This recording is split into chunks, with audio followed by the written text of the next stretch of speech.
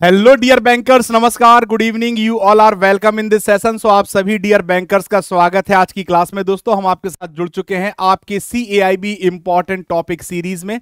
और दोस्तों आज की क्लास में हम लोग पढ़ेंगे कॉन्फ्लिक्ट मैनेजमेंट। सो कॉन्फ्लिक्ट मैनेजमेंट का पार्ट 1 आज कवर करेंगे। फटाफट सभी दोस्त जुड़ जाइए। सो मॉड्यूल बी हमारा चल रहा है ABM का, और कॉन्फ्लिक्ट मैनेजमेंट हमें कवर करना है, एडवांस बैंक मैनेजमेंट। तो दोस्तों मेरा नाम है अरविंद सर। आप सभी लोग हमारे साथ जुड़ सकते हैं हमारे टेलीग्राम पे और अपने डाउट हमसे डिस्कस कर सकते हैं। JAIB CAIB by Arvind sir, ये हमारा टेलीग्राम चैनल है, ठीक है। नाउ सबसे पहले बात करें concept and definition of conflict. क्या होता है कॉन्फ्लिक्ट? कॉन्फ्लिक्ट का मतलब क्या है? अगर हम कॉन्फ्लिक्ट की बात करते हैं तो कॉन्फ्लिक्ट में appears to be a sense of anxiety for most of the people, but truly speaking it is normal part of any healthy relationship. जब भी किसी रिलेशनशिप में कॉन्फ्लिक्ट आता है तो वहां पे हमें एक चिंता का सबब बन जाता है, एंजाइटी क्रिएट हो जाती है। लेकिन वास्तविकता में अगर बात करें तो कोई भी रिलेशन हो वहां पे आपको कॉन्फ्लिक्ट देखने को मिलेगा। मींस कॉन्फ्लिक्ट का मतलब क्या होता है? कॉन्फ्लिक्ट का मतलब होता है विरोध, है ना। जैसे अगर मान लीजिए दो व्यक्ति हैं, एक A और एक B। A ने कहा कि हम ये काम करेंगे, B कह रहा नहीं ये काम गलत है, ये काम करना है। तो दोनों के बीच में जो डिसएग्रीमेंट है दैट इज कॉल्ड कॉन्फ्लिक्ट। इसे हम क्या कहते हैं? कॉन्फ्लिक्ट। और इसके आगे भी कॉन्फ्लिक्ट क्या होता है उसको हम लोग आज की क्लास में डिस्कस करते चलेंगे। सो अगर हम बात करें, it is a part of human experience. Conflict हमेशा क्या होता है? पार्ट ऑफ ह्यूमन एक्सपीरियंस होता है, ठीक है दोस्तों। अब देखिए अगर हम बात करते हैं, कॉन्फ्लिक्ट अकर्स व्हेन इंडिविजुअल और group are not obtain what they need और what want and are seeking their own interest. Conflict हमेशा तब पैदा होता है किसी भी व्यक्तियों के बीच में या ग्रुप के बीच में, जब वो जो चाहते हैं वो उनको नहीं मिलता, या जिस इंटरेस्ट के लिए वो काम कर रहे हैं उनको वो मतलब इंटरेस्ट नहीं मिलता। तो वहां पे क्या होता है? ओन इंटरेस्ट या सेल्फ इंटरेस्ट उनका पूरा नहीं होता। तो वहां पे क्या पैदा होता है? कॉन्फ्लिक्ट पैदा हो जाता है, ठीक है दोस्तों। फिर इन्होंने कहा conflict is nothing more than a sharp disagreement और अपोजिशन ऑफ इंटरेस्ट और आइडियाज। अगर किसी व्यक्ति ने कोई आइडिया दिया या किसी व्यक्ति ने किसी काम की बात की, तो उस आइडिया या उस बात के खिलाफ अगर दूसरा व्यक्ति डिसएग्रीमेंट रखता है या अपोज करता है तो उसे भी हम क्या कहते हैं? कॉन्फ्लिक्ट कहते हैं। So whenever two individual opine in different ways a conflict arises. जब दो व्यक्ति अलग तरीके से अपना अपना विचार व्यक्त करते हैं तो वहां पे कॉन्फ्लिक्ट अराइज हो जाता है। और अगर हम लेमैन की लैंग्वेज में बात करें तो conflict is nothing but a fight either between two individual और अमंग अ ग्रुप मेंबर। तो आमतौर पे जब हम कॉन्फ्लिक्ट की बात करते हैं तो कॉन्फ्लिक्ट कुछ और नहीं, सिर्फ आपस में लड़ाई होती है जो कि किसी दो व्यक्तियों के बीच में हो सकती है या किसी ग्रुप मेंबर्स के बीच में हो सकती है, ठीक है दोस्तों। तो कॉन्फ्लिक्ट का मतलब क्या है? विरोध। एक व्यक्ति का विरोध जब दूसरा व्यक्ति करता है तो उसे हम कॉन्फ्लिक्ट कहते हैं, ठीक है दोस्तों। तो मैंने डिफरेंट डिफरेंट वे में आपको कॉन्फ्लिक्ट के बारे में बताया। अब कैरेक्टरिस्टिक्स ऑफ कॉन्फ्लिक्ट की बात करें तो हॉकर एंड विल्मोट दो व्यक्ति हैं, एक का नाम है हॉकर, एक का नाम है बिलमोट, ठीक। तो हॉकर और बिलमोट ने सेवरल प्रिंसिपल्स कॉन्फ्लिक्ट के लिए जारी किए, ठीक। सबसे पहले इन्होंने क्या बताया? Conflict is universal. कॉन्फ्लिक्ट सभी जगह व्याप्त होती है, ठीक है दोस्तों। Conflict is associated with incompatible गोल। अगर कोई मैनेजर किसी टीम को ऐसा गोल दे दे जो वो अचीव नहीं किया जा सकता तो टीम उसका क्या करेगी? विरोध करेगी, ठीक है। नाउ फिर क्या? Conflict is associated with scarce resources. कभी कभी क्या होता है कि जब किसी व्यक्ति को उतने रिसोर्सेज नहीं दिए जाते हैं जो उसको रिक्वायर्ड है, तो वहां पे भी कॉन्फ्लिक्ट पैदा हो जाता है, ठीक है दोस्तों।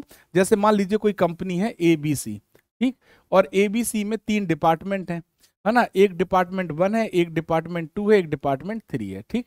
तो अगर हम डिपार्टमेंट 1 की बात करें, इनको रिसोर्स दिए गए हैं, है ना, पर्याप्त। डिपार्टमेंट 2 को दिए गए हैं। अब डिपार्टमेंट 3 को अगर रिसोर्सेस क्या दिए गए हैं? कम दिए गए हैं, तो वो विरोध करेगा क्योंकि उसको भी तो अपने डिपार्टमेंट को आगे लेके चलना है।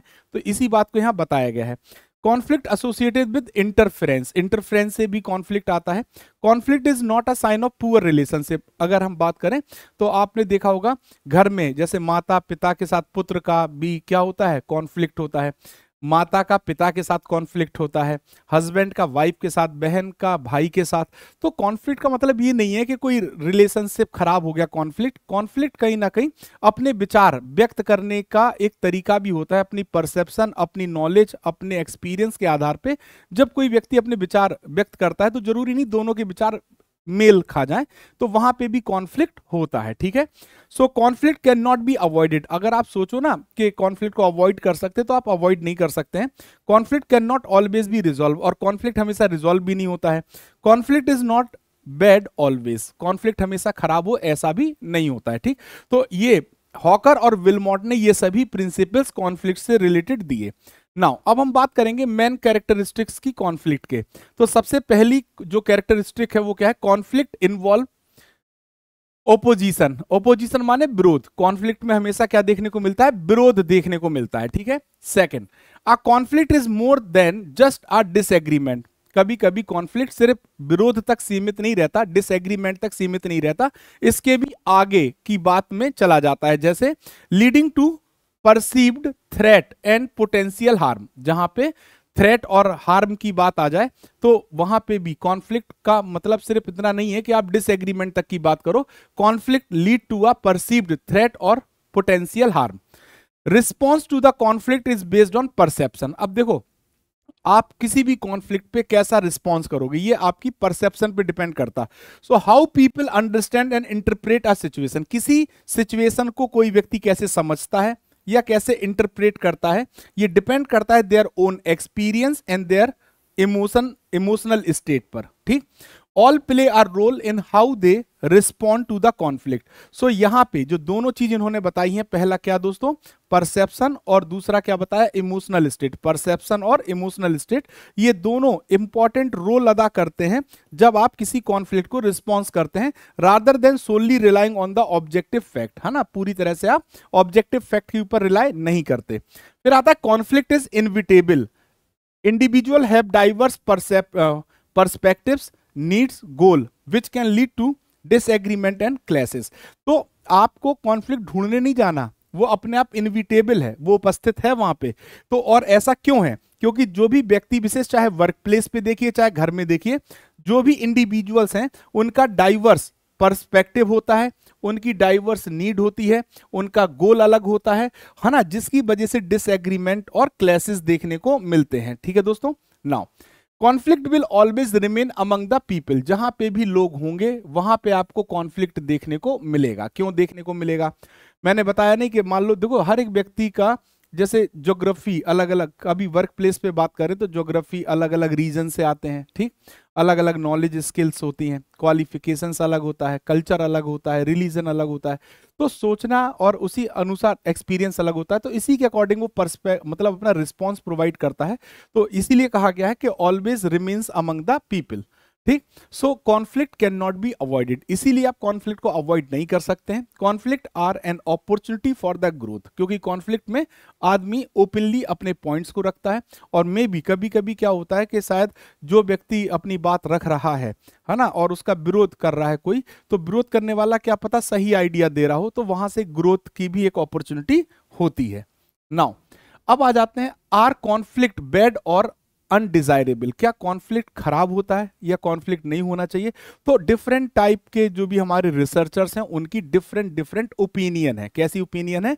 डिफरेंट ओपिनियन है। देखिए कैसे, देयर आर 3 व्यू पॉइंट। यहां पे 3 व्यू पॉइंट प्रोवाइड किए गए हैं। कितने? 3 व्यू पॉइंट हैं, ठीक है। पहला, जो ट्रेडिशनलिस्ट हैं, जो पुराने जमाने की सोच रखने वाले हैं, उनका क्या कहना है, उनका विश्वास क्या है कि conflict is bad and should be avoided. वो कहते हैं कॉन्फ्लिक्ट गलत होता है और हमें कॉन्फ्लिक्ट को क्या करना चाहिए? अवॉइड करना चाहिए। कौन? जो ट्रेडिशनलिस्ट होते हैं, जो पुराने जमाने के हैं, उनकी बात करें, ठीक। फिर जो ह्यूमन रिलेशन एक्सपर्ट्स होते हैं, जो एचआर की नॉलेज रखते हैं, feel that conflict is natural. वो क्या सोचते हैं कि कॉन्फ्लिक्ट नेचुरल होता है, इसको ना तो कोई लाता है और ना ही कोई इसको अवॉइड कर सकता है, वो हर जगह वर्क प्लेस पर व्याप्त होता है। और ये कभी भी जब कोई भी व्यक्ति किसी भी व्यक्ति की जो भी ओपिनियन है उसके प्रति डिसएग्रीमेंट रिप्रेजेंट करता है, तो वह कॉन्फ्लिक्ट अराइज हो जाता है, ठीक है। और तीसरा, इंटीग्रेशनिस्ट जो होते हैं, इंटीग्रेशनिस्ट जो होते हैं, वो क्या कहते हैं कि conflict as inevitable and helpful. जो कॉन्फ्लिक्ट होता है वो इनविटेबल होता है और वो हेल्पफुल होता है। अब अगर क्वेश्चन एग्जाम में आ जाए कि जो ट्रेडिशनलिस्ट हैं उनका क्या मानना है, तो आप बता दोगे कि उनका विश्वास होता है कि कॉन्फ्लिक्ट हमेशा कैसा होता है? बैड। कैसा होता है? बैड। और इसको क्या करना चाहिए? Should be avoided. Human relations expert क्या कहते हैं कि कॉन्फ्लिक्ट इज नेचुरल, कॉन्फ्लिक्ट हमेशा नेचुरल होता है। और जो इंटीग्रेशनिस्ट हैं वो क्या कहते हैं, कॉन्फ्लिक्ट इनविटेबल होता है और हेल्पफुल होता है। ठीक है दोस्तों, डन है।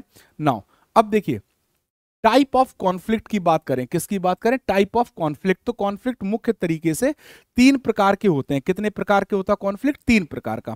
पहला होता है टास्क कॉन्फ्लिक्ट, दूसरा होता है रिलेशनल कॉन्फ्लिक्ट, तीसरा होता है वैल्यू कॉन्फ्लिक्ट। ठीक है, तो कॉन्फ्लिक्ट हमेशा कितने प्रकार का होता है, 3 प्रकार का। Task conflict, relation conflict, value conflict. तीनों के नाम से ही पता चल रहा कि जब इनकम्पेटेबल टास्क दिया जाएगा तो वहां पे जब टीम विरोध करेगी तो वो टास्क कॉन्फ्लिक्ट होगा। रिलेशन कॉन्फ्लिक्ट का वर्क प्लेस से कोई मतलब नहीं होता है, ये पर्सनल जो रिलेशंस होते हैं उसमें कॉन्फ्लिक्ट की जब बात की जाती है तो वो रिलेशनशिप कॉन्फ्लिक्ट होता है। वैल्यू कॉन्फ्लिक्ट, हर एक व्यक्ति का अपना अपना परसेप्शन होता है, कोई किसी चीज को ज्यादा वैल्यू देता है, कोई किसी चीज को ज्यादा वैल्यू देता है, और इस वजह से जो कॉन्फ्लिक्ट पैदा होता है वो वैल्यू कॉन्फ्लिक्ट होता है। तो सबसे पहले बात करेंगे हम टास्क कॉन्फ्लिक्ट की। किसकी बात करेंगे, टास्क कॉन्फ्लिक्ट की।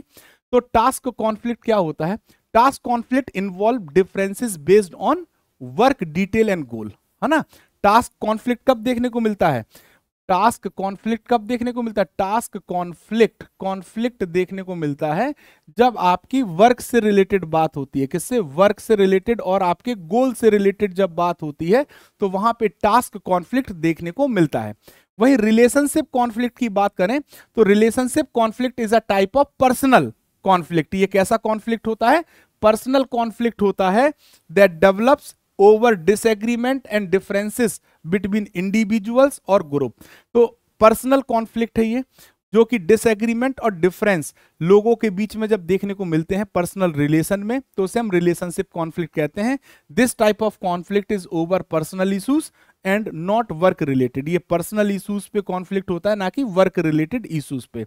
फिर आता है वैल्यू कॉन्फ्लिक्ट। जब हम वैल्यू कॉन्फ्लिक्ट की बात करते हैं तो value conflict arises from fundamental differences. Fundamental का मतलब हर एक व्यक्ति की फंडामेंटल परसेप्शन होता है, वैल्यूज होती हैं, जैसे किसी का life experience, culture, identities, values, belief, हर एक व्यक्ति की अलग अलग होती हैं। तो इन्हें कहा जाता है फंडामेंटल जो इनके वैल्यूज हैं, है ना। तो इनमें जब डिफरेंसेस देखने को मिलता है तो value conflict arise from the fundamental differences in experience, life experience, culture, identities, value, belief. So this can include differences in politics, religion, ethics और नॉर्म्स। ठीक है दोस्तों, ठीक है, डन है, क्लियर है। नाउ अब आगे अगर हम बात करें तो गोल कॉन्फ्लिक्ट की अगर बात करें तो गोल कॉन्फ्लिक्ट क्या होता है। जब हम गोल कॉन्फ्लिक्ट की बात करते हैं तो यहाँ पे 3 प्रकार की अप्रोच देखने को मिलती है। Major form of goal conflict, there are 3 approaches. पहला होता है अप्रोच कॉन्फ्लिक्ट। ठीक है, अप्रोच कॉन्फ्लिक्ट में क्या होता है कि जब दो आपको डिजायरेबल और मतलब डिजायरेबल चीजें जो आप करना चाहते हैं, 2 चीजें ऐसी हैं जो 2 चीज आपको उपलब्ध है और उनमें से एक कोई चुनना है, तो वहां पे आप अप्रोच कॉन्फ्लिक्ट की तरफ जाते हैं। दूसरा होता है अप्रोच अवॉइडेंस कॉन्फ्लिक्ट। ठीक, फिर तीसरा होता है अवॉइडेंस कॉन्फ्लिक्ट। तो सबसे पहले हम लोग समझेंगे approach conflict. An approach conflict occurs when an individual must choose between 2 desirable option. जब 2 डिजायरेबल ऑप्शन में से किसी एक को चूज करना हो तो वहां पे हमें अप्रोच कॉन्फ्लिक्ट देखने को मिलता है। Both of which are appealing, और दोनों ही आपको आकर्षक लग रहा है, दोनों ही आप चाहते हैं कि चुन लें, बट चुनना एक ही है। तो this type of conflict is generally considered less stressful than other type of conflict. So as either choice will lead to a positive outcome. दोनों में से किसी को भी आप चुन लो, आपको पॉजिटिव आउटकम मिलना है, तो इसे हम अप्रोच कहते हैं। दूसरा होता है approach avoidance conflict. An approach avoidance conflict occurs when an individual is drawn to a goal but also want to avoid it due to negative consequences associated with it. इनका कहना क्या है कि जब किसी इंडिविजुअल को, कोई इंडिविजुअल है, ठीक है, उसको कोई गोल लग रहा कि ये बहुत अच्छा गोल है, इसको हमें अचीव करना चाहिए, बट इसके कुछ नेगेटिव पार्ट भी हैं और वो नेगेटिव पार्ट उसको छोड़ने को मजबूर कर रहा है। ठीक है ना, गोल को देख के तो वो अट्रैक्ट हो रहा कि इस गोल को हमें अचीव करना चाहिए, बस उसका कोई नेगेटिव पार्ट है। जैसे मान लो आपको किसी को भी व्यक्ति को कि अगर दूर जाके नौकरी करनी हो, सैलरी ज्यादा मिल रही, है ना, बट आपको टाइम वहां ज्यादा देना और अपने घर से बहुत दूर जाना। तो वही सिचुएशन है कि आप उस नौकरी की सैलरी के आधार पे तो आप चाह रहे हैं कि नौकरी कर लो, बट जब आप देख रहे हैं कि इसमें तो आवर भी ज्यादा देने हैं और घर से दूर भी जाना, तो इसी को हम लोग कहते हैं दोस्तों अप्रोच अवॉइडेंस कॉन्फ्लिक्ट, है ना।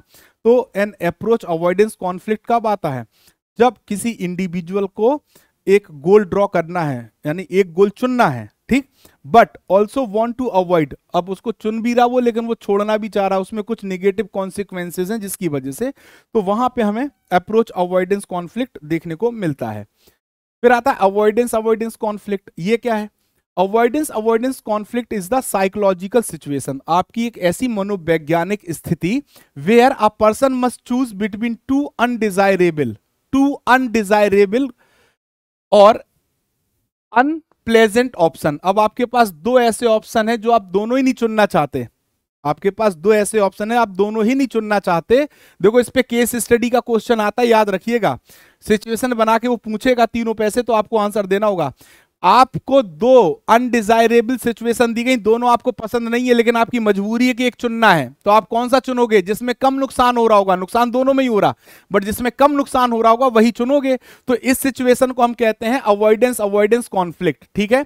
सो इनका कहना है avoidance avoidance conflict is the psychological situation where a person must choose between two undesirable और unpleasant option. Essentially it is a lesser of two evils, यानी दो एविल्स में से कम नुकसान वाला या कम खराब ईविल को चुनना। So where neither choice is appealing leading to difficulty and potential procrastination in decision making, ठीक है दोस्तों। तो याद रखिएगा ये तीन के आधार पे आपको क्या चुनना होगा? अपना केस स्टडी का आंसर। तो दोस्तों ये था हमारा फर्स्ट पार्ट, आई होप आप सभी को समझ में आया होगा।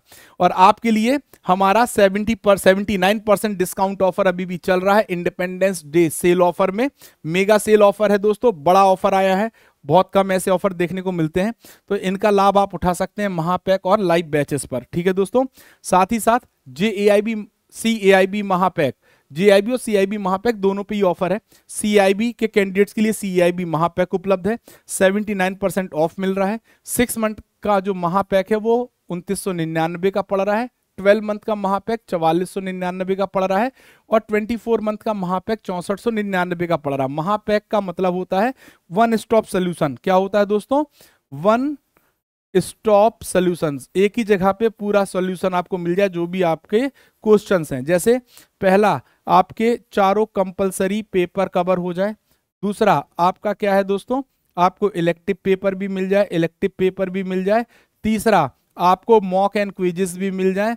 चौथा, आपके कंसेप्ट के बैचेस भी कवर हो जाए, आपके ऑप्शनल वाले MCQ केस स्टडी बैच भी कवर हो जाए, तो सब कुछ आपको यहाँ मिलता है। इसीलिए लिखा है 20+ batches, 400+ class notes, 2000+ class live classes, 500+ mock and quizzes, 24x7 doubt support आपके लिए उपलब्ध है। साथ ही साथ यदि आप हमारे कंसेप्ट बैच को लेना चाहते हैं, फाउंडेशन बैच को लेना चाहते हैं जहां पे आपका पूरा सिलेबस कवर हो, तो आपके लिए सबसे लेटेस्ट है CAIB फाउंडेशन 2.0 बैच, जहां पे 79% डिस्काउंट के साथ आप इस बैच को अवेल कर सकते हैं 2299 में, यानी 2299 रुपए में फाउंडेशन बैच भी अवेलेबल है। अगर आपका कोई इंडिविजुअल पेपर रह गया, जैसे ABM का पेपर रह गया, इस बार आप टारगेट कर रहे हैं, तो आप पूरे मतलब ABM के पेपर के लिए ABM का ही फाउंडेशन बैच ले सकते हैं मात्र 699 रुपए में। तो ऐसे ही सभी पेपर, चारों कंपलसरी पेपर के बैचेस आपके लिए अवेलेबल है। अगर आप वीडियो कोर्स क्या लेना चाहते हैं दोस्तों? वीडियो कोर्स, काय का वीडियो कोर्स भैया? इलेक्टिव पेपर का वीडियो कोर्स आपके लिए अवेलेबल है, ठीक है। तो जिसमें आपके लिए सेंट्रल बैंकिंग का बैच भी अवेलेबल है, ह्यूमन रिसोर्स मैनेजमेंट का भी आपके लिए अवेलेबल है, रिस्क मैनेजमेंट का बैच भी आपके लिए अवेलेबल है, और रूरल बैंकिंग का बैच भी आपके लिए अवेलेबल है। तो आप इन बैचेस का फायदा उठा सकते हैं। और इसके अलावा आपके पास कोई डाउट है तो आप हमारे टेलीग्राम को चूज कर सकते हैं, JAIB CAIB by Arvind sir, और अपने डाउट्स क्लियर कर सकते हैं, ठीक है दोस्तों। तो आज की क्लास में बस इतना ही। थैंक यू वेरी मच दोस्तों, आई होप सभी को क्लास समझ में आई होगी। Thank you all.